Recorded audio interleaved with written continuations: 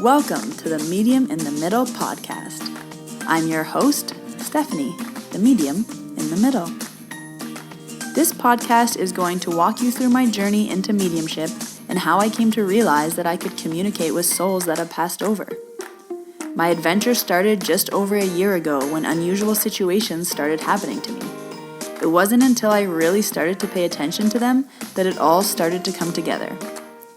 I wrote down everything that I was experiencing this past year in a little black book, and this podcast is going to be a recap of all of those memories leading up to where I am today in my mediumship journey. I will be releasing new episodes every Tuesday, and I recommend listening to the podcast in order, starting with episode 1, as my story will unfold more week by week. If you would like to stay connected with me, follow me on Instagram at Medium in the Middle.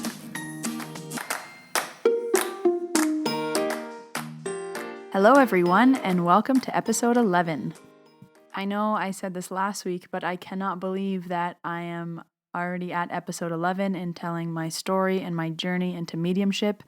I am definitely getting to the point where I need to go back to my little black book and figure out what the next story was to make sure I'm telling everything in order, as now we're about a year ago, and as great as I think my memory is, I don't want to miss any details.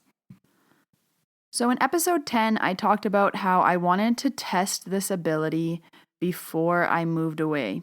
And I had brought a group of friends together and I ran a little test. So that episode happened on a Thursday. Now for the weekend, I was going home to Windsor to visit my family before I moved across the country. So on the drive home, I was just listening to music, and the same thing started happening with Frank's son when Josh came through, where I was driving and I just started to get all this information. So I had a feeling that this person was for my cousin, so I called my cousin right away on the drive home. And I said, hey, do you have an aunt or a cousin or someone whose name ends in na? The last two letters of their name, N-A or something, na. I couldn't think of an example of a name ending in na, but I said, I have this woman and she's older and I think she's for you, and she's talking about your brother's wedding, and she's talking about our other cousin was having a baby, but there was some complications at this time. So she was talking about how the baby is going to be okay and about how knows that there's some problems, but everything is going to be okay. So I was kind of saying, so it's also connected to your mom's sister. Like, who would this lady be? And my cousin was thinking, nah, like, whose name ends in nah? She's like, well, my mom, like, one of her aunts was named Marina. She's like, maybe it's her. And I was like, oh, maybe it is her. And then I was like, and that would make sense of why she's also talking about our cousin's baby, because that she would also be related to her. And she said, okay, well, like, why, how did that come through? And I was like, well, I was just driving and I started to get this information and I thought I would just call you. So because I was going to be seeing her the next day, she was kind of like, okay, Steph, we'll talk about this tomorrow. I'm going to ask my mom some more information.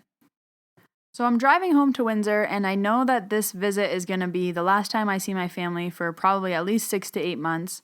And I knew that I would kind of have to tell them what was going on, or that it would somehow organically come up in conversation, and I would kind of have to explain myself. So my mom knew what was happening because obviously I talked to her on the phone often, and a few of my cousins knew just because we're close and we talk often. But when I go home to Windsor, usually, we all get together, the aunts and uncles and cousins. So I knew that everyone would be together. So whenever I go home to visit, my mom usually hosts a dinner and she invites the whole family over. It just makes it really easy to visit everyone. So it was one of the evenings where everyone was coming over. And before all of our family came over, one of my mom's friends was in the area, so she stopped by for coffee. So we were chatting with her, and she was just talking about how she was having headaches constantly, and she wasn't able to sleep well, and kind of just saying different things. And I was like, oh, like, I can help you with that. I can do some Reiki on you, and it's really good to help you sleep. And she said, oh, like, okay, I'd try anything. I haven't had a good night's sleep in years. So I said, okay, I'm going to cleanse you and clear you. I'll do it quickly, but it'll at least maybe help a little bit. So I saged her and I kind of did my thing. I Reiki'd her a little bit on her head. I had her sit down. I had her stand up. And I said, okay, like, that should be good. And then I started saying, and is your dad passed away? And she was kind of like, what? And I said, well, I'm also a medium. Well, I'm learning that I might be a medium, and I'm really getting energy about your dad. And she said, yeah, my dad passed away many years ago. She's like, well, what does he have to say? What does he have to say? She started getting really excited. And the look on my mom's face at this time was priceless, because I told my mom all these stories over the phone, but I don't think she ever really believed me. But when it started to happen in front of her, her jaw just dropped. She was silently watching us, and she said, so what is my dad saying? I was like, well, he's not saying anything yet, but he might start to talk soon. Like, from what I know, I just kind of have to wait until they tell me things, and then I'll tell you what he says. And she was getting really excited at this point, and she said, well, if I show you a picture of him, will that help? Like, can I show you a picture of him? And I said, okay, yeah, maybe show me a picture of him, because then it'll kind of confirm if that is the person that I'm kind of seeing in my mind's eye. She's going through her purse, and she grabs her phone, and then she's going through her phone trying to find this picture. And before she turns her phone over, I say, are you going to show me a black and white photo of your dad holding a bunch of flowers in his hand? Like, it seems like they're in front of a garden and he's holding a bunch of flowers. And at that exact same time, she turned to me the phone, and the picture was black and white photo. And she's like, oh, but he's not holding flowers, he's holding peanuts. But peanut flowers kind of look like flowers. And because the photo was black and white, even staring at the photos, I was like, okay, well, that looks like flowers to me. And she said, how did you know I was going to show you a black and white photo of my dad? And I said, I don't know. This is kind of just how it works. I'm learning right now, but I just start to get information, and then I'll just repeat it to you. So I said, okay, I think he's ready to talk now. So let's sit down and I'll go through everything he's saying. So first he started to talk about her brothers. So he went through each of her brothers, and he kind of went through each of their kids, and she confirmed the different, yes, this brother has 2 kids. Yes, this brother has 3 kids kind of thing. And then I said, and you have one brother that lives somewhere hot. And she's like, oh, that would be so-and-so. He lives in Florida. And I was like, okay. And then you have another brother who's always in the hockey rink. Oh, yeah, that would be so-and-so, because his kids both play hockey. And then I was saying, and he's showing me one brother golfing. I don't know if they used to golf together or if he lives somewhere where they golf. And she was like, oh, yeah, that would be so-and-so. And then she was kind of like, well, what about me? What does he have to say about me? Why is he talking about my brothers? So I kind of laughed, and I said, well, I can't control what he's saying, but now he is going to talk about you. So he's kind of talking about how you're going through a hard time right now, or there's a situation that you're in that's not going too well, or I don't know what's going on, but he's kind of showing me that you're in this difficult situation, and he wants you to know that it will get better, but it's going to take you some time. And he's telling me 2. So I don't know if that means 2 weeks, 2 months, or how long it's going to take, but it's going to be a little bit more time is kind of the point. And she was like, really? Can't it be faster? And na. And I was like, that's just what he's saying, so I'm going to tell you. And then again, I started to burp, and it started to go away. So I said, okay, when I burp, it's kind of over. So that's all the information that I have right now. And she was kind of like, wow, that was incredible. I can't believe that you knew all those things. How did you know I was going to show you a black and white photo before I even turned around my phone? And then my mom, she said to her friend, she knew about your brother. She's never met that brother. And she knew about the brother in Florida. How would she know your brother was in Florida? And she knew about so-and-so. How did she know? And you knew about, and I could just see the wheels turning. And it was a little funny for me, because I was like, finally, my mom will get it. My mom will understand. Because when you're telling these people stories, it's hard she was kind of like, are you sure you knew that? Are you sure you didn't make that up?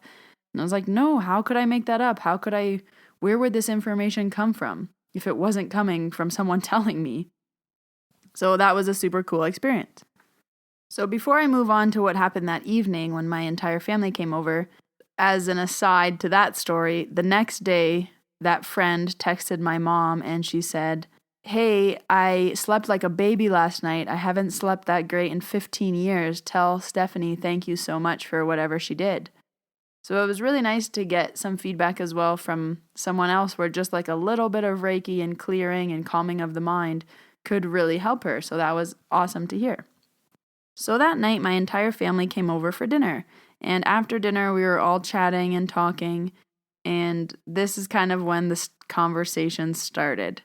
So it was a lot of questions. I was telling them a lot of these stories. So I told them episode 1 and episode 2 and 3 and 4 and 5. And they were kind of all like, well, okay, Steph. And then my cousin told them about how when I was driving, her Aunt Marina came through, and a lot of them there would be related to this Marina. And they were still like, how did you know her name? How did that happen? So then my one aunt was like, I really want to talk to my mom. Like, do you think you could talk to my mom? And I said, Holtu, it doesn't really work like that. It's on a telephone where I just pick it up and be like, bring, like, hello, heaven. It's more, I have to wait till they come. I don't know how to control this yet. It's all been random so far. So no, like, I can't really get your mom. And then her kids were bothering me too. They were saying, just please get my mom's mom for her. It would mean so much to her. She would really want to talk to her mom, and it would just be really nice if you could do that. And I was like, guys, it doesn't work that way. Like, I just can't get whoever I want or, summon someone. I have to wait till they come. So all night they were kind of nagging me, please get my mom's mom, please. And I just couldn't. So as we were all sitting around the table, I was telling these stories to my family, and I said, my grandpa has passed away. And I said to my one uncle, I said, actually, Jiddu has a message for you if you want it. And my uncle was really freaked out at this point, and he said, no, I don't want the message. He said, I don't want to know what he has to say. And I said, okay, then I won't tell you. He said, I'm too freaked out. I don't really like this. I don't want to know. And I said, okay, I won't tell you then. But then his wife was like, well, I want to know. Can you tell me? And I said, yeah, it's a simple, small message. Like, his dad just wants him to know that he knows about his youngest child, because his youngest child would have been born after my grandfather passed. So he just wanted his son to know that he knew about his youngest daughter. And she said, oh, that's nice. Like, that's a nice message. But my uncle didn't want to know, so I didn't tell him. So that same uncle has 3 boys and a daughter. So the 3 boys were kind of sitting across the table staring at me dumbfounded. And I was trying not to freak them out and tell too many ghost stories, but they were all kind of sitting there and they're younger. So my one cousin turns to me and he kind of says as a joke, like, well, if you're psychic, then what's Robert's girlfriend's name? And Robert yells, I don't have a girlfriend. And his brother yells back to him, yeah, you do. And then I smile at both of them and I say, her name's Jessica. And the 2 boys go, what? How do you know her name's Jessica? Her name's not Jessica. She's not my girlfriend. And at this whole thing, and everyone at the table was like, what? How did you know what her name was? And I was kind of like, I don't know. This stuff just comes to me. So now I kind of have my mom convinced. I have my cousins convinced because I've just kind of blown their socks off by knowing their girlfriend's name. And my aunts and my cousins are coming around as well. But my one aunt still really wants to talk to her mom. And she keeps pulling at my arm, being like, please, just get her, please. I said, I can't. I have nothing. So it's the end of the night and everybody is starting to leave. So that aunt was saying goodbye. And as we're getting up to say goodbye to her, I start to get information. So I pull my aunt aside and I say, okay, I'm getting information and I think this might be your mom, so let's sit down and figure out who it is. So I said, this woman has dark hair and she has big hips. She has dark, short hair and she's a bigger woman and she was in Lebanon. After talking through it, we figured out that it was actually her husband's mother. Because I said she is wanting to talk about her funeral that happened in Lebanon. So she said that she watches her son in his dreams, and she said that she was talking about the church in Lebanon, and it was called the St. Charbel Church, and it's on a hill. And with my hands, I started to motion how the church looks kind of thing, because it's kind of this big monument. And my mom said, that's how the church looks in Lebanon. That's how the church looks in Lebanon, the way that you're doing with your hands. And I was like, okay, so that's the church. And I see like a black car driving up to the church. Like, I feel like it's this winding road to get to the church. And they were like, yes, that's where she was buried. That's where they had her funeral. And I was like, okay. Well, she wanted to tell her son who was in Canada, who wasn't there. So I was telling his wife that the 3 boys in Lebanon, and my aunt was like, yeah, those are his brothers.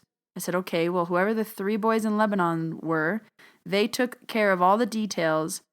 And she wanted to thank them for taking care of everything while they were there. And she also wanted to tell his son not to worry and that everything was taken care of properly in Lebanon. because he was kind of worrying that things weren't done this way or that way. And she said, no, everything was done good. I don't want you to worry. I just know that everything was well taken care of. And she said, you also hosted 2 masses for me here in Canada, and I want to say thank you for that. She says, I know that you couldn't make it to my funeral in Lebanon, but I want you to say thank you for hosting the mass for me here in Canada. And then she started to talk about his kids, who are all my cousins. So this was interesting. And the reason why I knew that it wasn't kind of me talking was because I know my cousins' names. And when the mother was coming through, she was saying, and your oldest does this, and your youngest does this. And I was just thinking to myself, I know the name of the oldest, and I know the name of the youngest. Why wouldn't I just say their name? But it's interesting that when spirit is taking over, it's not like my mind isn't in it. I'm just repeating things that people tell me, or that the spirits are telling me. So she wanted to first talk about the worry for the youngest and the oldest child. She said, you have a lot of worry for your oldest and your youngest. She said, you need to put down your worry bags, because you worrying about your kids isn't going to help anything, and you're only hurting yourself. She said, when I watch you in your dreams, I can feel how worried you are. And she said, don't worry. She said, you are still my child, and she will worry about him as much as he is worrying about her kids.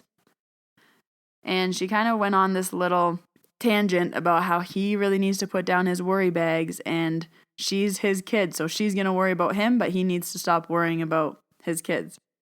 So then I was kind of like, because her son wasn't there, the dad wasn't there, it was just the mom, I was like, are you guys going to tell your dad? Like, this is kind of a lot of information to go back and tell him that his mom came and talked about the funeral, and she talked about the church, and she talked about, how she watches him in his dreams. Like, how are you going to tell him? Because he's a very religious man, and I don't think that this kind of information would go over well. And the kids were kind of like, no, dad needs to hear this. We think that mom can maybe tell him that she dreamt about it, or maybe she can say that she heard something, or maybe she can say that she just knows that his mom would say this kind of thing. So maybe we'll find a way to give him the information. And I said, okay, like, if you want to tell him, you can tell him, but I won't tell him anymore, because I told you guys and the message got through. And then that same aunt, it was her aunt, whose name is Marina, so her mother's sister. So her mother's sister came through, and her husband's mother came through, but not her mother. By the time this episode is released, I will be at home, so I will have updates for you about whether anything further came through. But it was a really cool experience where I had 30 of my family all around the table, and we kind of had this other big experience. So after I had the group reading, I felt a lot more comfortable doing it in front of more than just one person, because before this, I could only do it one-on-one. I almost get nervous, or, it's kind of nerve-wracking to do this kind of work in front of other people, but I was becoming more comfortable and more comfortable. So I'm going to leave the story that happens next for another episode, because it is going to be an entire entity. But this night kind of covered telling all of my family. So they were kind of now all in the loop. They all have essentially heard episode 1 to 5. And, I was telling them these crazy stories. I was telling them what was happening to me. I was telling them how I think I'm a medium, but I don't know what that is. I was telling them how I don't really know how to control it yet. And I was just sharing with them everything that I was experiencing. And because my family is supportive, they were very supportive of me. They were very nice. They listened to me. No one really didn't believe me, but they also didn't believe me at the same time. So they weren't like, oh, Steph, we don't believe you, but they were kind of like, okay, well, that's nice if you think you can do that. Once these experiences happened, definitely more people started to believe, and my cousin said it best. She said, Steph, don't expect anyone to believe until they have an experience with you that's so crazy they can't not believe it. She said, obviously I'll support you in whatever you want to do. She's like, but until you told me about my grandmother, she's like, I didn't even know those things about my grandmother's funeral. She's like, how in the world would you know those things about my grandmother's funeral? So she was kind of like, don't expect anyone to believe you, because why would they? And I 100% agree with her, because I don't expect anyone to believe me. Whether you have an experience with me or not, you don't have to believe this stuff. You don't have to believe in me. I don't think that's the purpose of my journey or this podcast. I really want this podcast to just make energy work more relatable. I want mediumship to seem more approachable. If you are open to options, there are options. And I want to really just share that I'm a regular person who was living a regular life until all these not regular things started happening to me. And if I didn't write them all down in a little book, I don't even know if I would have pieced it all together to make it make sense so quickly to me. Eventually, it would have, of course, made sense, but I definitely kind of caught on to it quickly. And because I have a very logically thinking brain, I needed to understand everything right away. I needed to know how this was working, how I could test it, how it was on, how it was off, how it works when it's on, what the burps mean, how I feel when it starts. That's why in the last episode, you heard about me testing so many different things, because my brain needed to understand it. I needed to wrap my head around what was happening. And the only way I could do that was by testing it. So this is part 1 of me telling my family what was going on. Next episode will be part 2. I appreciate you all listening. Thank you for listening to the 11 episodes. It means so much to me. I love all your comments and messages. I read them all. If you do feel so inclined, I would love a rating and a review on the podcast. It really helps us get more exposure. And if you would like to stay connected with me, follow me on Instagram at Medium in the Middle. So until next week, I will see you all later. Bye.